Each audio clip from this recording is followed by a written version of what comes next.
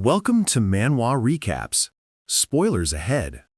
The series starts by explaining that in 10 years' time, the Federation Kingdom of the East will end up falling by the hands of the five great sins, destroying everything. In order to prevent this, he has become their patron.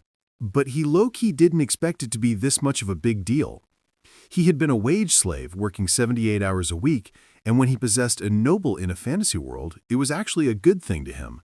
But it was also a little bad because he was illiterate and void of any special power, since he didn't know the language. We see a whole feast prepared for him, and he says that this was the good part. A maid asks if he's ready for his bath. We see them washing him. He says that being a young master of a count's family means that he's useless and pampered, but this is the life that he needed. At this point, he had no idea where he was, though. One of the maids says that the young masters will be returning tomorrow, so he should please sleep early tonight. The man asks who, and she says, of course, the young master's Leo Antonio. She doesn't know why he's speaking as if he doesn't know about the Palacio family. He says that the name sounds ominously familiar, and he starts racking his head around it. The maids start freaking out because he is drowning himself, as he wonders if maybe he's inside of Psychedelia.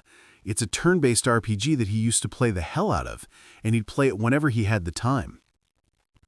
The thing is, no matter which route you take, the moment the five great sins appear, wrath, greed, sloth, pride, and obsession, the kingdom, nobility, and even the city, everything starts to fall into their downfall, and among those, the Palacio house. The eldest son, Leo, is the king of prostitutes, and the second son, Antonio, is the king of drugs, and his family is a noble one full of troublemakers, which is part of the subquest before the main episode begins. He drops to his knees saying that he does know this place, as subquest 1 asks you to investigate their house, and the main character thought that it had a very ominous vibe to it. He starts asking if this is a joke. He says that he's the first house to be destroyed by the five great sins. And we finally learn that he is the third son named Alan. As he lays in bed, he says he wants to go back to being a 78-hour-a-week wage slave. So what if he's living a life of luxury? He's going to die in 10 years, and this is worse than 6 months of unpaid wages. He asks why he had to possess a fantasy character with no powers as well, because everybody else in these types of stories gets special abilities. He then thinks about it, saying that knowing what happens in 10 years is like being a prophet, and that he can just remove the causes of this world's downfall, and that is why he decided to reform the five great sins for the sake of his noble life. He says surely it would be possible since they're still kids, but of course he has zero powers. We get a 2-month time skip, and one of his men says that they rescued the orphans of the East Orphanage, but corrects himself saying that it's the Human Testing Center, and they left the management of the orphanage to a girl named Yusha. This is Alan's knight named Evan. Alan says that his eyes are precise and he really is skilled. Evan says, right, but asks if that's a compliment because he can't tell based on his facial expression. Alan says, of course, and he looks forward to continuing their work together. He's forcing a bad smile. Evan says that he doesn't think he'll get used to it anytime soon and recalls how he used to be really obvious with his emotions, but now he can't tell. Alan himself says that he feels like his possession of the body stopped at the face because he has a hard time smiling.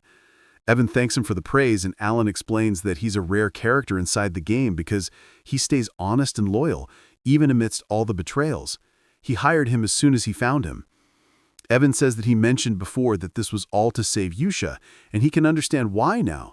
Even in his eyes, as someone who worked a long time as a mercenary, she was definitely not an ordinary kid. She was strong enough that he didn't understand why she just gave in to being locked up, and she had a very strong aura to her. But he's curious as to why Alan didn't bring her here, as there's no benefit in keeping her there.